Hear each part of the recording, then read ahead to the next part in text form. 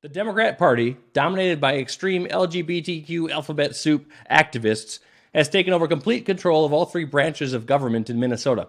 They've been hard at work pushing their radical agenda, recently passing legislation that will turn the state into a sanctuary for groomers, make Minnesota a destination for those who want to kill unborn babies, and punish mental health professionals for talking with their clients in any manner that contradicts the LGBT orthodoxy. It's some of the most extreme far-left anti-family legislation to ever be passed anywhere in the country, and it has consequences that go far beyond the borders of the state. Then, in our Behind the Headline segment, Fox News and conservative superstar Tucker Carlson part ways. Biden announces his re-election bid, and woke corporations encourage employees to opt out of Mother's Day. I'm Doug Wardlow, and this is Founding Principles. It is time to go on offense. This is Founding Principles with Doug Wardlow. Minnesota Democrats, who last November secured complete control of all branches of government in Minnesota for the first time in a very long time, have unleashed a barrage of insane far-left legislation that seems to have a singular goal: transforming the state into an anti-family socialist dystopia. What happened in Minnesota in last year's midterm election is a cautionary tale for purple states across the country. Minnesota Democrats are demonstrating what happens when the left gains control of a state's government. The moment they won complete power, the Democrats stopped pretending to care about bipartisanship or the preferences of voters or constitutional rights or freedom or the rule of law. Instead, they have gone about pushing forward their extreme, radical, far-left, socialist, anti-family, culture-destroying, constitution-trampling agenda as fast as they possibly can. Last week, Minnesota Senate Democrats passed three particularly egregious radical bills related to abortion and gender. The bills are some of the most disturbing, dangerous pieces of legislation to ever be introduced anywhere in the country. One of the bills, the so-called Reproductive Freedom Defense Act, is part of the Democrats' multi-bill onslaught against unborn children. The bill is an attempt to promote Minnesota as a destination for abortion tourism and a refuge for doctors who break the laws of other states with respect to killing unborn babies.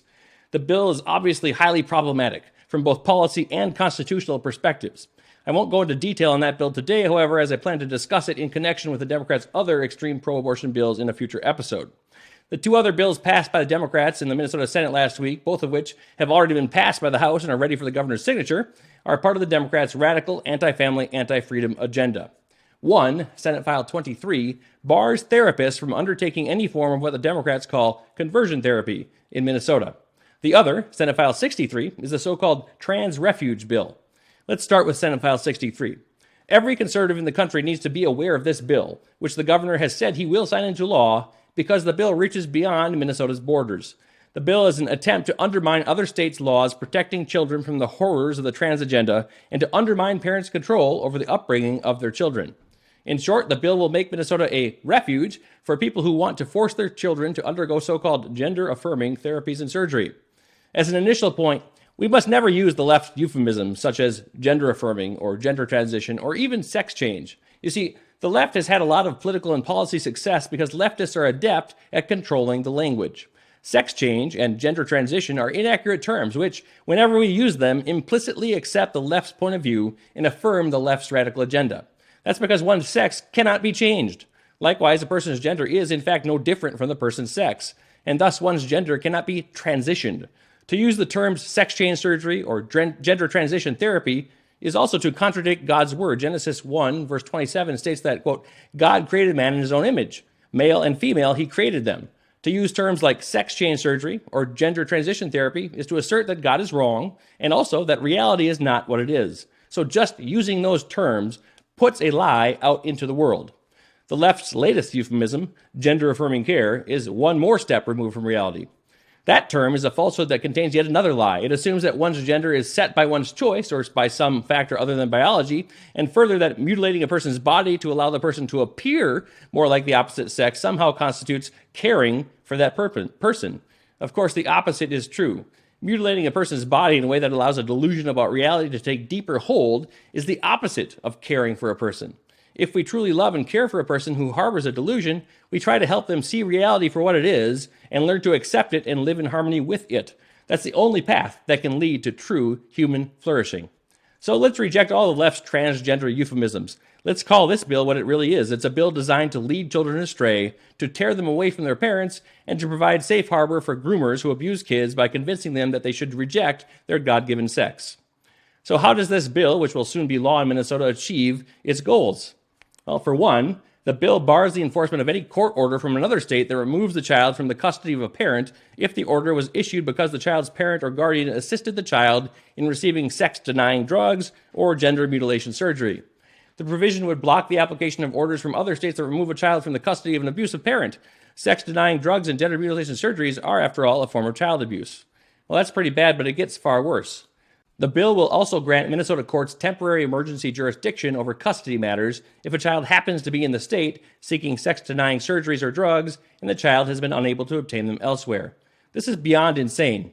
Temporary emergency jurisdiction is usually only granted if a child is abandoned or if the child is threatened with abuse.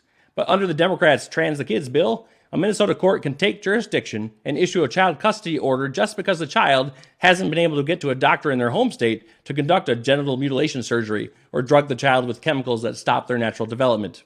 Basically, instead of granting a court temporary emergency jurisdiction in order to remove a child from the custody of an abusive parent, this bill gives the courts the power to take jurisdiction in order to give custody of a child to whichever parent or relative or person is trying to help the child obtain sex-denying surgeries and drugs. But again, the new law goes beyond even this, seeking to directly interfere with other states' laws that protect kids from the trans agenda. The bill further bars the issuance of or the enforcement of any subpoena in any criminal or civil matter if the subpoena seeks information related to a potential violation of another state's laws limiting or barring gender mutilation surgeries or the administration of sex-denying drugs. The bill also bars the extradition of any person to another state for acts committed in Minnesota involving what the statute defines as gender-affirming healthcare. Well, that's quite broad. As long as whatever acts a person commits in Minnesota related to an out-of-state crime involve so-called gender-affirming care, then the person cannot be surrendered up to the other state for prosecution. There are additional problematic provisions in the bill, but you get the idea. Minnesota wants to become the parent of our children, at least where the trans agenda is concerned. And it wants to reach across state lines to endanger kids from other states, too. Many other states are very sensibly moving in the opposite direction. States like North Dakota, Oklahoma, Tennessee, and several others are moving to ban sex-denying drugs and sex mutilation surgeries for kids, recognizing that these surgeries and drugs are harmful. In a sane world, everyone would recognize that they constitute child abuse. Minnesota is attempting to use its laws to nullify the laws of other states, essentially opening the door for groomers and gender-confused children to travel to Minnesota and get around common-sense restrictions in their home states, even to the point of tearing apart families and denying parents their constitutionally protected rights to control the upbringing of their children. And that's just one of the bills that passed last week. Another bill, H.F. 16, the so-called conversion therapy ban, bars any mental health professional or practitioner from engaging in conversion therapy with a client who is younger than the age of 18. The bill defines conversion therapy as, quote, any practice by a mental health practitioner or professional that seeks to change an individual's sexual orientation or gender identity, including efforts to change behaviors or gender expressions, or to eliminate or reduce sexual or romantic attractions or feelings toward individuals of the same gender. As an initial matter, there are huge constitutional problems with this bill. Minnesota Democrats have apparently forgotten that the First Amendment to the United States Constitution bars the government from abridging the freedom of speech. By defining conversion therapy as any practice that seeks to change sexual orientation or reduce or eliminate same-sex attractions, the bill sweeps even talk therapy into its purview. So under this bill, it will be illegal for a licensed professional clinical counselor or a licensed marriage and family therapist or any other mental health practitioner or professional to even talk to a person under the age of 18 about reducing unwanted same-sex attractions. The First Amendment does not allow the government to determine what people can talk about with each other. This bill is a clear prior restraint on speech. Once signed into law, I am very hopeful that it will be challenged and ruled unconstitutional. The bill is also unconstitutional under the First Amendment for a second separate reason. The bill is a clear example of viewpoint discrimination because the government is favoring one particular message while punishing another. The bill provides that attempting conversion therapy in violation of the bill is considered unprofessional conduct that may subject the mental health professional to disciplinary action by the relevant licensing board. In other words, if a licensed therapist talks to a person who is under 18 about reducing their unwanted same-sex attraction, that therapist could be disciplined and lose their license. But if a licensed counselor were to talk to the same person about how they should embrace and accept their unwanted same-sex attractions, there would be no punishment. That kind of viewpoint discrimination is forbidden by the First Amendment. There are also obvious religious liberty issues with the bill, which appears to be designed to target and certainly has the effect of penalizing and silencing Christian and other faith-based counselors and clients who adhere to their sincerely held religious beliefs concerning sexuality. I look forward to assisting pro bono anyone who decides to challenge this clearly unconstitutional and abominable bill once it becomes law. But the problems with this bill go beyond the host of constitutional issues. To understand some of those problems, consider how this so-called ban on conversion therapy is logically inconsistent with the Trans the Kids Refuge bill. Now, logic isn't the left's strong suit. Leftists will never let a silly thing like reason or logic get in the way of their radical agenda. But the logical inconsistency here points to the disturbing truths about what is driving these bills. You see, the Trans the Kids and Harbor Groomers bill welcomes and encourages children to indulge in delusions and attempt to change their God-given sex, even though doing that is not possible. It assumes that kids are able to meaningfully consent to dangerous and harmful drugs and life-altering, body-changing procedures that can't be undone. But the conversion therapy bill, by contrast, assumes that children cannot give meaningful consent to talking to a therapist about their struggles with same-sex attraction. It assumes that kids must be protected from any discussion that is aimed at helping the child influence or alter those attractions or to live in congruity with their God-given sex. So, according to the left, as embodied in these two bills, a person's sex can be changed, and a child should be encouraged to mutilate their body and take permanent body-altering drugs if they at any point feel so inclined. But one's so-called sexual orientation, well, that, according to the left, is set in stone, and any attempt to even talk about altering it must be made illegal. The inconsistency is ironic and ridiculous, and it points to the ultimate truth about both of these bills. They are not at all concerned about the welfare of children, not at all. Rather, these bills are aimed at promoting the trans and LGBT agenda, using the law to denounce any and all contrary views as immoral, wrong, and outside the bounds of polite society. You see, if so-called conversion therapy is banned, then kids struggling with same-sex attraction will be left with unresolved psychological trauma. More kids will find themselves being treated with antidepressants and other drugs, and more children will be pushed into so-called gender-affirming medical treatments that don't heal anything or foster psychological health, treatments that are often permanent, harmful, dangerous, and psychologically scarring. So in the end, it is clear that these bills are nothing but moral pronouncements masquerading as science, all in the service of a growing medical industrial complex that makes enormous sums of money from selling sex-denying drugs and performing so-called gender transition surgeries. These bills are examples of the left weaponizing the law and using it as a tool to suppress and silence opposing points of view. We must hope and pray that these bills are challenged and rejected by the courts as unconstitutional. And it is my hope that they will serve as reminders of the high stakes of the culture war. We cannot win these issues unless we engage on them. And we cannot win elections unless we inspire voters, and that means capturing voters on an emotional level by demonstrating exactly what's at stake. In short, the left is coming for our children. So we do not have time for overly moderate rhino party leaders or candidates who shy away from controversial topics in the hope that appearing moderate will win them votes. That clearly does not work. In Minnesota, that mindset led directly to the Democrats taking full control of state government. Now it will take many years to undo the damage that the Democrats have inflicted on the state in the course of just a few short months.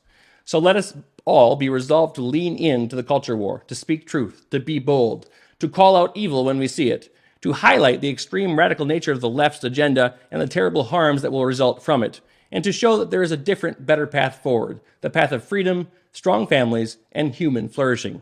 If we all do our part, then together, by the grace of Almighty God, the light of truth will yet prevail and banish the darkness from our land.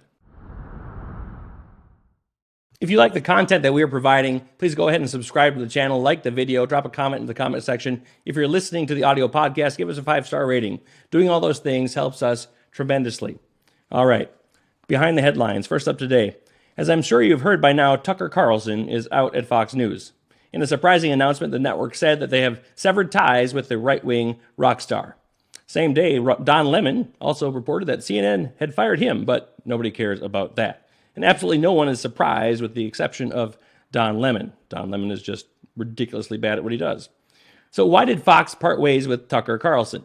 Well, there's been plenty of speculation. At this point, it's impossible to know for sure what exactly happened, but this news does raise troubling concerns about Fox News.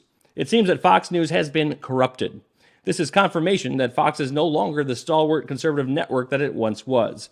Now, we all liked Fox because it was the counterbalance to every other legacy media company for quite some time. For a long time, the leftist activists had CNN, NBC, ABC, CBS, MSNBC, and the rest of legacy media to pump out their left-wing talking points, and all we had on our side was Fox.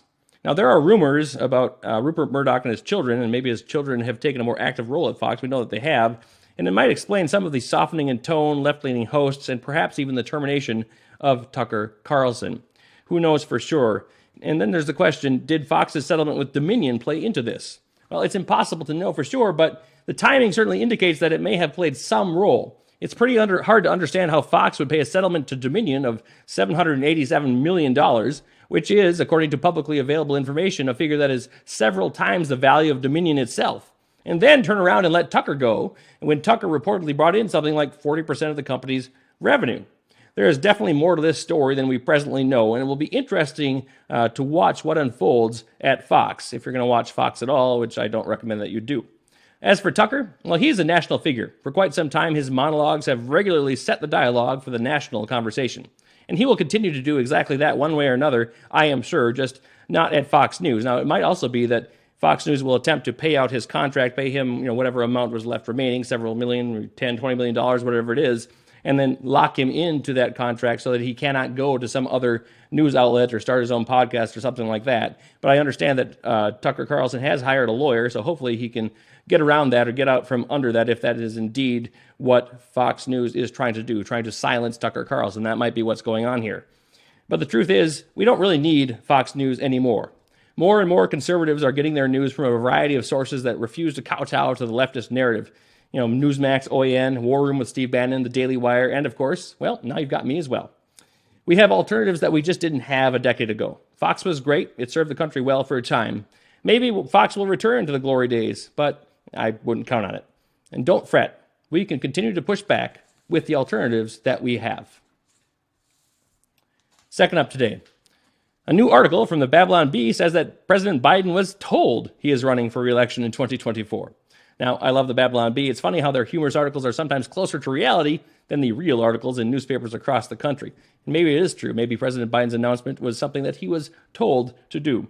Most of the press focuses on the presidential primaries, of course, and the focus has mostly been on Republicans because, well, we Republicans are currently out of power.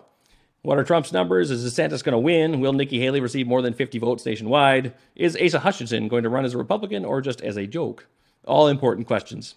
The news cycle happens so quickly that it's hard to pin down one aspect of politics and focus on it for any significant length of time. With everything going on lately, too many Americans have seemingly forgotten that our president is a weak leader who has no idea what he's doing and gets confused very often. The gaffes are funny, and his stammering at basic questions should make for great political ads in the general election. But are the Democrats serious? Biden has now announced his re-election bids. Will Democrats really support him? At first, I was thinking, this is pretty much open and shut. Biden has the Democratic nomination in the bag, but who knows? Gavin Newsom is acting more and more like a candidate. He's giving more speeches, doing the press circuit. He's talking like he's going to be a candidate. The extremely horrible and awful Minnesota Governor Tim Walz is also acting like a presidential candidate. He recently gave a State of the State address where he outlined all the evil things he's done and plans to do, lying about his record all along. So lying and supporting evil. Well, it sounds like a Democrat presidential candidate to me. It could be that Walz and Newsom and all these other Democrats are vultures, metaphorical vultures, of course. They circle overhead because they can sense the impending death of a weak political candidate. They're waiting for the go-ahead to go ahead and run. Biden, Walz, Newsom, Murphy, Pelosi, it doesn't matter. All these guys are rubber stamps for the left's radical agenda. We conservatives must just stay focused. We've got to focus and run on the issues that matter. Lean into the culture war. Expose the evil agenda of the left. If we are bold and stay true to our principles, we can beat the Washington machine and lead our country back to freedom and strength and prosperity. Finally today, we have a bizarre story coming from the Daily Wire, which outlines how several companies have been emailing their employees telling them that they can opt out of Mother's Day. The introduction and body of these emails all contain very similar wording with the same message.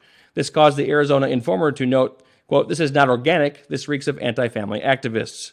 The emails were sent by companies including Kay Jewelers, Nespresso, Levi's, and DoorDash. Well, there are a few possibilities here. First, companies are now being more sensitive to women who struggle with infertility issues and might be understandably agonizing on a day that celebrates motherhood. Or, woke corporate culture is just so strictly leftist and anti-family that they are just out to discourage, undermine, and destroy motherhood. I highly doubt that the first explanation is the real reason for all of this. Many women struggle with infertility issues, of course, and it's tragic, and our hearts break for those who have to endure those kinds of struggles. While it's possible these companies are doing this to account for those feelings, I don't think that's the case. The latter explanation is the likely correct one. Woke leftist corporate America is trying to discourage motherhood. Big corporations, they have a profit motive for pushing anti-family policies like abortion. They don't want female workers in whom they have invested time and resources leaving the corporate workforce. Mothers who stay at home with kids aren't at the widget factory. They aren't helping the CEO earn his huge paycheck. It's sad but true. For many years, companies have been working hard, many companies at least, to counter the country's historically pro-family trend. And unfortunately, they've seen quite a bit of success. The likely target for these opt-out of Mother's Day emails are the young female employees who have grown up in a culture that is generally opposed to family values. Many women who have risen up the corporate ladder say that they regret having put off or decided against having a family in their younger days. The fact of the matter is that human beings find happiness and flourishing in building families and raising children. Mother's Day is a day when we honor the hard, vitally important work that mothers do. Without good moms, our society would collapse. The same goes for fathers. It's really a shame that so many in corporate America spurn motherhood, fatherhood, and the idea of family altogether. They seem to only care about profit, but they should remember that without strong families, our country and all of our freedoms, including economic freedom and capitalism, simply cannot survive. Well, that's all for today's show. If you like the content that we're providing, please go ahead and like the video, subscribe to the channel. If you're listening to the audio podcast, give us a 5-star rating. Doing each one of those things helps us grow the show and multiply its impact. And also, remember, the CCP must be destroyed.